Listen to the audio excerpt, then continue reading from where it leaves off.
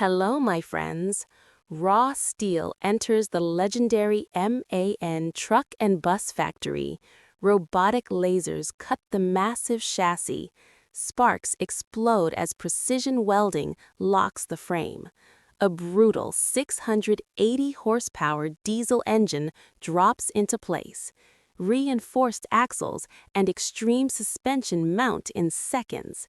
Military-grade matte coating seals the armor. Advanced tactical systems power up inside. Every bolt is torque-tested, every system battle-checked.